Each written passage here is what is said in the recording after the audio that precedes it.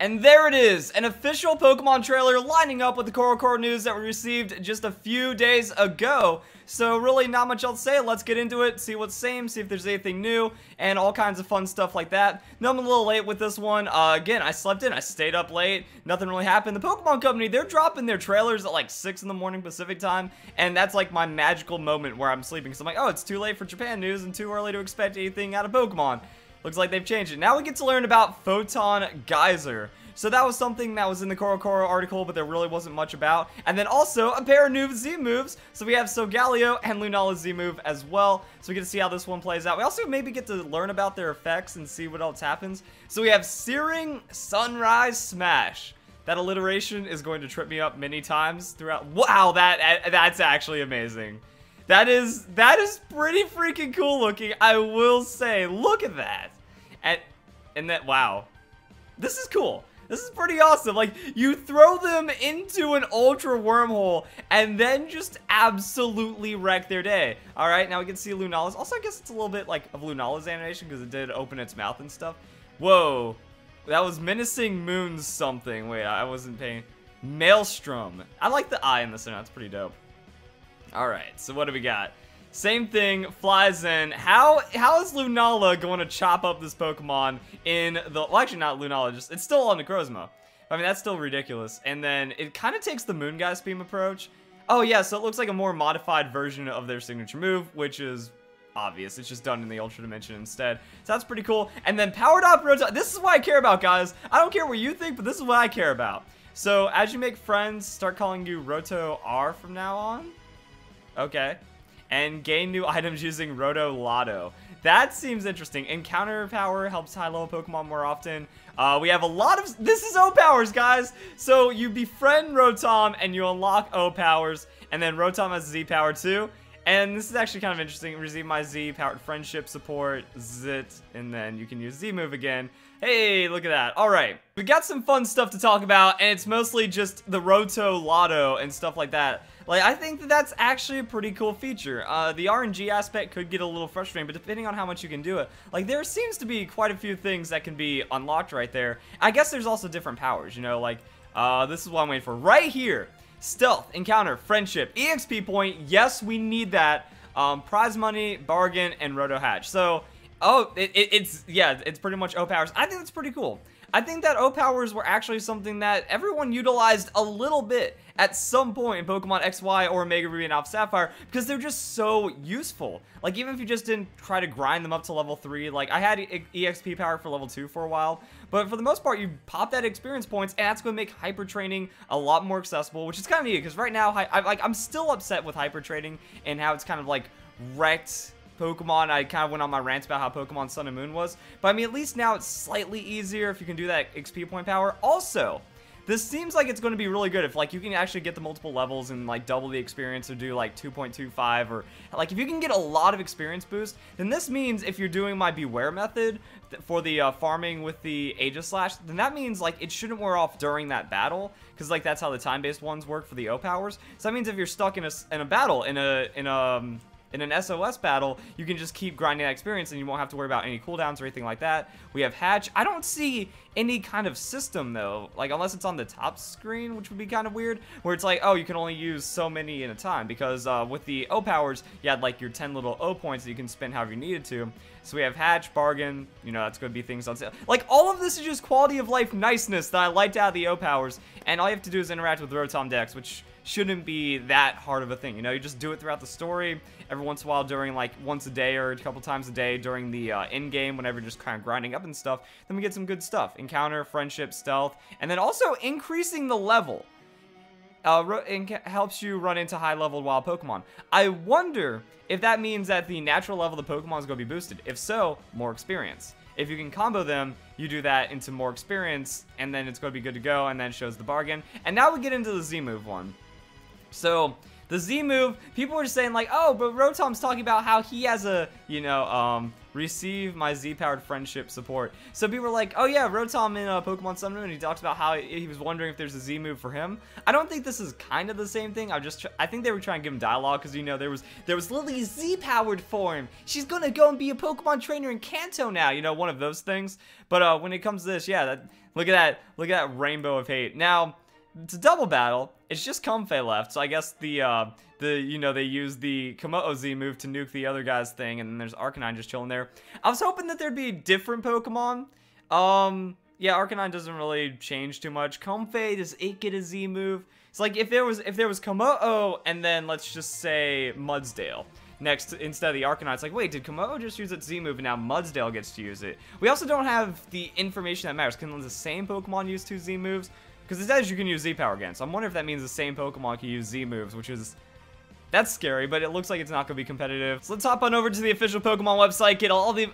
So let's hop on over to the official Pokemon website, get all that little bit of extra information, figure out everything that's going on right now. New Z moves for Solgaleo and Lunala. Pokemon Ultra Sun, Ultra Moon. New exclusive Z moves make their debut for Solgaleo and Lunala. Searing Sun Ray Smash, Menacing Moonrays Maelstrom.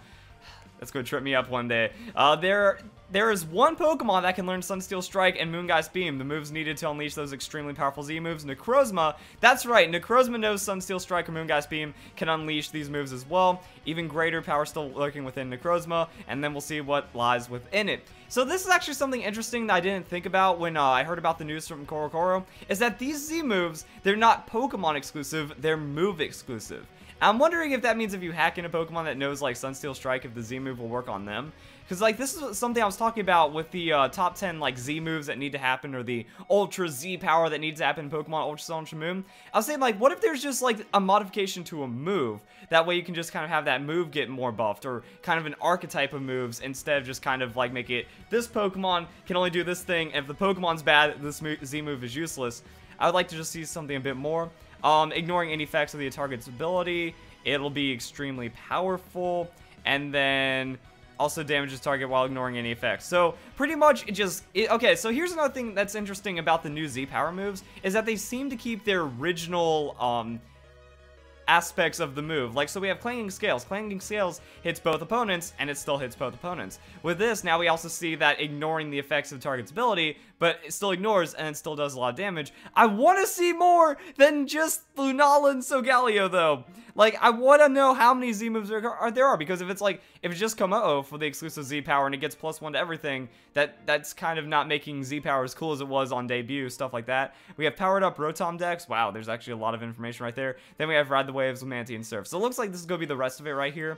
I've already talked about, I love the idea of the Rotom Dex. I don't understand, like, it just makes Pokemon better no matter how you look at it. So Rotom Dex, special item, it's Pokedex, tool that records your information. We already know about this. On your adventures Pokemon Ultra Sun, Ultra Moon, you'll grow closer with Rotom the more you communicate with it.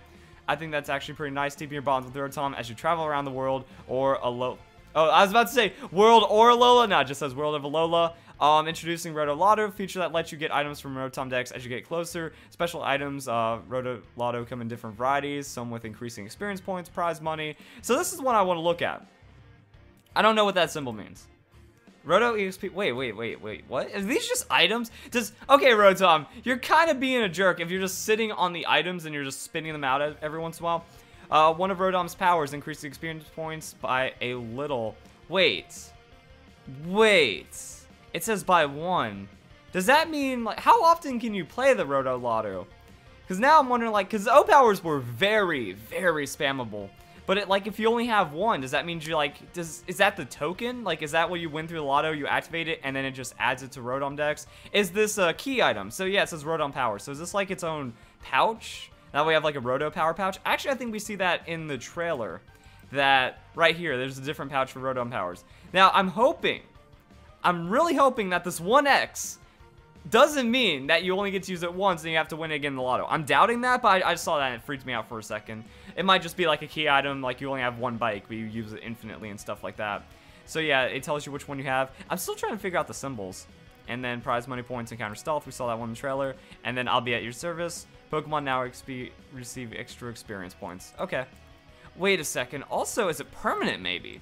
Nah, I think it just lets you choose, because we saw that in the trailer. I was like, oh, what if you activate and then it becomes permanent? Nah, it just seems like that. And then if you become close enough with Rotom, special power for you called Rotom Z Power. Lets you second Z move in battle, even though you're only limited to using one Z move per battle. And nothing else there. Alright. Alright, guys, so it looks like that is what we have for the Pokemon Ultra Sun, Ultra Moon information. Pretty much like I said, actually, it just adds another interesting layer to it. I thought the Pokemon Company was going to wait a little longer, but actually, I think we got our last news on the 5th as well. So we got it on a Thursday. So we've had two videos for Pokemon Ultra Sun, Ultra Moon in 2 weeks, and it gives us so much information. Like the Z moves for Solgaleo, Lunala, that's whatever. Actually, there was the new move for Necrozma as well. Like, that was something where it's just like, okay, Duskmane. Oh, we also get the typing and stuff, but that was another thing that was revealed. So yeah, that's pretty cool stuff if you want the information. And then Photon Geyser. So, Photon Geyser, we don't see the information about that one in the cool features. Let's try to figure out that before we go. But yeah, we're getting a lot of Pokemon information. I think it's really cool to see Coro Coro and Pokemon interact. We can use this for future Pokemon games. The more information we get about it, the better it gets. And I wonder if they actually update it, because I'm wondering what Photon Geyser does. And now they bumped up Necrozma to the top, so maybe we understand what it does. Prismatic Laser. There we go. New move, Photon Geyser.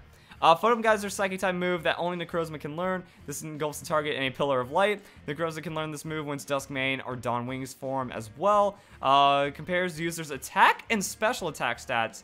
Deals damage according to whichever is higher. Duskmane, like Necrozma, with its extremely high attack, and Dawn Wings Necrozma, special attack can affect the power to the furthest. Oh, users attack and special attack. So that means it's just whatever move is most powerful. That's actually a pretty neat effect. You know, it's kind of like how what is it? Like Psyshock, it deals defensive damage, but it doesn't really compare. Analytic compares, or not analytic, download compares to give you a boost, which is pretty cool.